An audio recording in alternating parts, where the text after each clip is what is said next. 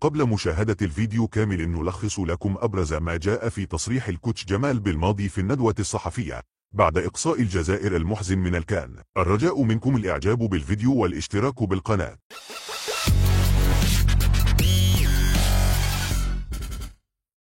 الذي قال بأنه يتحمل مسؤولية الخروج مرتين من الدور الأول في كأس أفريقيا. قال أيضا بأنه إنهاء الهجمات هي مشكلة المنتخب الوطني والفعالية. أيضا قال بأنه تلقينا 4 أهداف من كرة ثابتة. تحدث أيضا عن ربما هي نهاية جيل، هكذا قال. عاد للحديث عن قضية الفار والضغط الذي تعرض له الحكام حتى على خط التماس من رئيس اتحادية، هكذا يقول.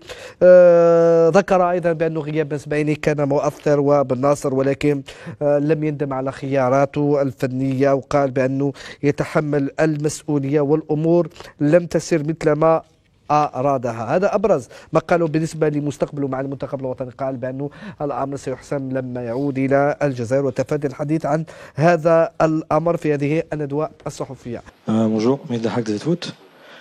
Monsieur Belmadi, vous rentrez dans l'histoire en étant le premier entraîneur algérien à être éliminé 2 fois de suite en CAN au premier tour.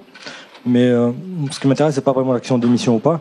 Ce qui m'intéresse, c'est par rapport au contenu justement de.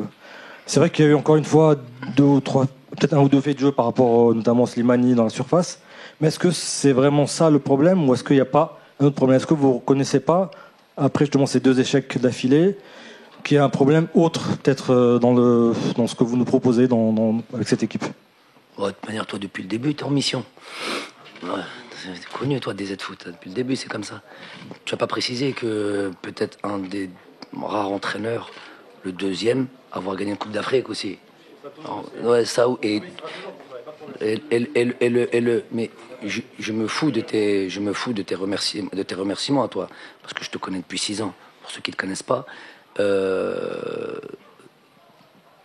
ta question, on n'a pas, je sais même pas quoi répondre à ça. Si c'est pour démarrer comme ça, pour moi, c'est pas du journalisme. Toi, t'es en mission depuis le début. Je te l'ai déjà dit de toute manière. Question suivante. Ici.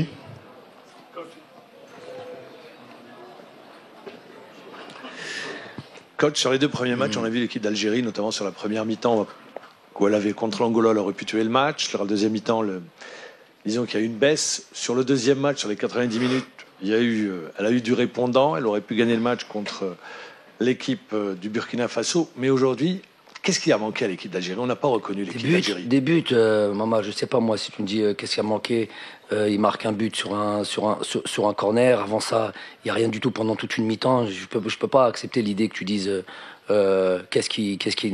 Non, il y a une mi-temps à sens unique. Une situation, même pas une situation, c'est but. Donc voilà, nous c'est le constat amer qu'à chaque fois qu'on concède même un semblant d'occasion, ça finit au fond des filets. On peut revenir sur tous les buts concédés et vous verrez ça. Il y a des choses que je ne peux m'expliquer. Ensuite, on n'arrive pas nous à marquer alors qu'on a des situations, plein de situations. Voilà, donc. Il y a une partie du mystère du football. Si on ne concédait pas d'occasion, si on ne se créait pas d'occasion de manière franche, si on se faisait dominer par les équipes, si justement on concédait beaucoup d'occasions, je dirais ouais, il y a un truc qui va pas, il y a un secteur qui va pas, il y a beaucoup de choses qui vont pas. C'est pas le cas. Voilà, il y a une partie que je ne m'explique pas. Voilà, mais c'est une réalité. On est, comme il l'a dit notre ami, sorti pour la 2e fois au premier tour de cette Coupe d'Afrique. J'assume entièrement cette situation.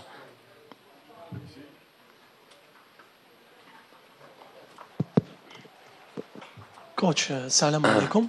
خيبة أمل كبيرة للجمهور الجزائري المتواجد في الجزائر ولا المتواجد في بواكي. خروج من الدور الأول في كان الكاميرون، إقصاء مر من المونديال. دقيقة كوتش. إقصاء مر من المونديال، وإقصاء مر أيضا من الدور الأول لكان كوت ديفوار. هل جمال بالماضي راح يقدم اعتذاراته للشعب الجزائري وراح يرمي من شافه من على رأس المنتخب الوطني؟ وشكرا. كي ندخلوا بلادنا ونهضروا في بلادنا إن شاء الله. Ici.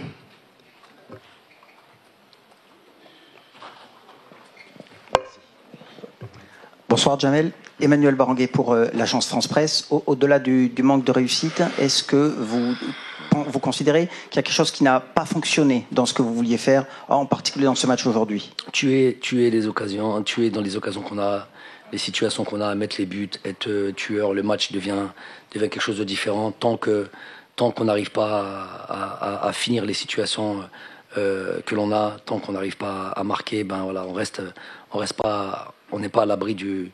Surtout qu'en face, il y a des joueurs. Je vous ai dit qu'il n'y a plus de petite équipe en Afrique. On le voit tout le temps, on les voit à chaque journée. On peut vous punir sur ça, sur un coup de pied arrêté, sur un penalty. On a concédé 2 penaltys. Là aujourd'hui, c'est un corner sur lequel un ballon qui ressort sur un corner. Voilà, c'est 4 buts encaissés, 3 buts sur coup de pied arrêté, 2 penaltys, un corner. Nous, on n'arrive pas de l'autre côté à finir nos occasions, les situations que l'on se procure. Voilà, donc ça fait qu'on n'est jamais à l'abri dans les matchs-là. On n'a jamais pu faire le break lors de nos rencontres. On n'a jamais été tranquille. Donc voilà. On va de l'autre côté.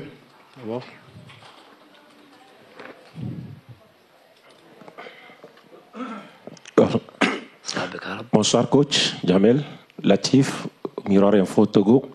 Alors, Jamel, héros en 2019, mais derrière... S'il vous plaît, ne répétez pas par contre, si je peux me permettre, les mêmes questions par contre. Si ça tourne autour de... On est sorti au premier tour et puis on a fait ça en 2019, on ne va pas s'en sortir, je ne vais pas répéter, parce que j'ai l'impression que c'est toujours les mêmes questions. Vous ne pensez pas que c'est la fin d'un cycle, Jamel? Moi, peut-être. Voici ma question. Peut-être, oui. Peut-être. Ok, donc voilà.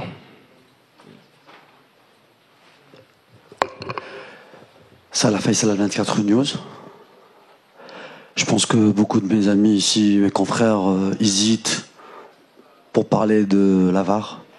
Aujourd'hui, notre confrère a parlé s'il y a quelque chose qui n'a pas fonctionné à cette CAN, Jamel. Moi, aujourd'hui, je pense sincèrement que la VAR n'a pas fonctionné. Elle était absente quand il s'agissait de l'Algérie. Est-ce que vous ne pensez pas que la CAF, à un moment donné, elle a quelque chose là-dedans? Merci beaucoup. J'ai pas revu les. Je peux le dire. Il y a une action de Slimani qui était super nette, qu'il y avait un penalty. Non, donc je vais répondre. J'ai pas vu les images, donc je peux pas en parler comme j'en ai parlé sur le match. Oui, j'ai bien compris la question. Donc je peux pas en parler maintenant parce que j'ai pas encore vu les images. Je peux parler que d'un truc que j'ai vu. Donc sur le match du Burkina Faso, on a clairement Bardad qui est ceinturé et ça fait la différence. Ça fait la différence chez l'adversaire puisqu'on a pris sur les 3 buts qu'on a pris entre le premier match et le deuxième match, 3 buts ont été vérifiés à la VAR. Donc ça fait carrément la différence. Nous, il n'y a pas de VAR qui est vérifié sur ce deuxième match. Apparemment, pas de VAR se vérifier sur ce dernier match. Les joueurs me disent clairement, et c'est pas des gamins comme tu as dit, Slimani, il y a faute ou il n'y a pas faute. Il me dit comment tiens. Ça c'est un constat. Ça c'est sûr et certain que de notre côté elle n'a pas marché, elle n'a pas fonctionné la VAR. Ceci n'explique peut-être pas tout, mais en tous les cas sur cet aspect-là, quand nous concédons sur les buts, 3 buts qui ont été validés par la VAR, à vous de faire les comptes. Maintenant, si vous voulez être aveugle, moi par contre j'ai vu quelque chose sur le terrain et je veux pas. Vous avez parlé de ça, je continue. Quand je vois, moi la ligne appartient aux arbitres, au 4e arbitre et aux entraîneurs. Quand je vois le président de la fédération qui vient tout le match haranguer l'arbitre et qu'on lui dit mais vous vous rendez compte ce qu'ils sont en train de faire et que tout le monde m'esquive, tout le monde fait semblant de ne pas comprendre, l'un après l'autre. Je l'explique à tout le monde, à l'extérieur, sur le terrain, en rentrant dans les coulisses. J'explique ça à tout le monde et tout le monde fait semblant. Où on a vu dans le monde, dans le football mondial, un dirigeant descendre, parler avec les arbitres de touche, et ils font comme si de rien n'était. Donc c'est insupportable. Qu'est-ce que vous voulez que je vous dise, moi? S'il vous plaît. Il était juste assis à côté du président de la Fédération africaine. S'il vous plaît. S'il vous plaît. Bon, on passe là-bas. Coach, vous avez opéré beaucoup de changements aujourd'hui.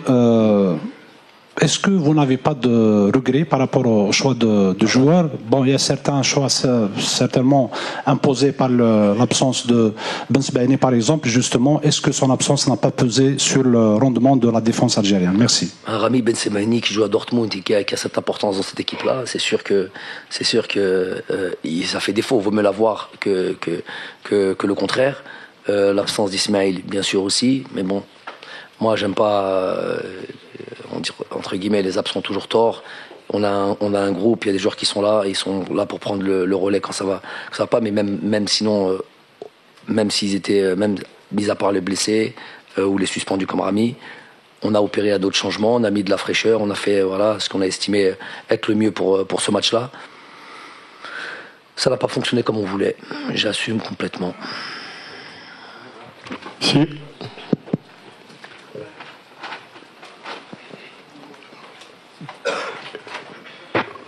Hachim El Yemani, le quotidien de Nouakchott. Coach, vous êtes écarté par l'une des équipes qu'on peut appeler petit poussé de la compétition. Est-ce que vous l'auriez imaginé avant le coup d'envoi, alors qu'un match nul vous suffisait? Pour moi, c'est manquer de respect à la Mauritanie que de dire petit poussé. Quand on voit toutes les rencontres de cette Coupe d'Afrique, on voit bien qu'il n'y a pas de petites équipes, grandes équipes. Est-ce que vous auriez imaginé que la Côte d'Ivoire perde 4-0 contre la Guinée équatoriale hier? Donc on voit ça durant toute la Coupe d'Afrique. Donc si c'est pour dire que je suis un gagnant, je suis un compétiteur. Donc avant chaque match, j'estime que je pars pour gagner un match. Donc après, je suis pas entre guillemets Madame Soleil. Les résultats, je peux pas les prévoir à l'avance. La tournure des événements, je peux pas la prévoir à l'avance. Aujourd'hui, ça a été contre nous. J'en suis à notre 6e défaite en 6 ans dans une compétition aussi importante que celle-là. On en a conscience, on prendra nos responsabilités. L'autre côté là-bas. سيد بالماضي كنت دائما تعلل تعثرات المنتخب سواء تعادل او خسر بالقول اننا نواجه منتخبات افريقيا تتطور. منتخب الكره الافريقيه تقول دائما انها تتطور. هل هذا يعني ان المنتخب الوطني اذا يتراجع الى الوراء في عهدك هل تعتقد انك انت السبب وراء ما يحدث للمنتخب الوطني؟ Je vais répondre en français, parce que c'est plus facile. Quand je suis venu en équipe nationale, on était 14e au classement CAF, 60e au classement FIFA. Au moment où je vous parle, on est dans le top 5 africain et on est 28e, 29e, 30e au classement truc. Donc et avec une Coupe d'Afrique dans les mains. Avec des bien sûr des... Il pose la question, il répond même. Il ne regarde même pas. Monsieur, un peu de respect, s'il vous plaît, vous posez la question. Fini, j'ai plus besoin de. C'est bon. On passe à une autre question. Ici, oui, s'il vous plaît.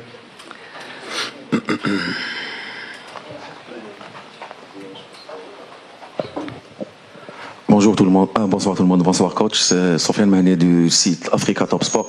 Donc je veux avoir une réponse coach par rapport à l'équipe d'Algérie. Qu'est-ce qui nous a manqué franchement pour passer au deuxième tour, sachant j'estime qu'on a un effectif riche et une génération dorée. Merci. Génération dorée, faire attention aux mots. Toutes les équipes ont des générations dorées, toutes les équipes ont des bons joueurs. Je dis l'efficacité n'a pas fonctionné. Si on regarde, c'est dur après un match d'aller dans ce domaine-là. Moi, je n'ai pas toute ma lucidité. Je ne dis pas si pendant toute la rencontre, en attendant la fin, pour poser des questions. Mais si déjà on analyse les 3 matchs, il faudrait voir la fiche technique aussi de ce match-là, possession de balle, tout ce qui a à voir avec les situations offensives. Quand on voit à la fin que il n'y a pas le rendement espéré justement par rapport à toutes ces statistiques. J'ai pas le mettre un but qui tape la barre au lieu de taper la barre, rentrer à l'intérieur, un truc, toutes les situations qu'on a pu avoir, ça fait la différence sur un match. On aurait voulu donner à l'occasion de poser plus de questions, mais cette conférence touche à sa fin. Merci beaucoup coach. Merci à tous.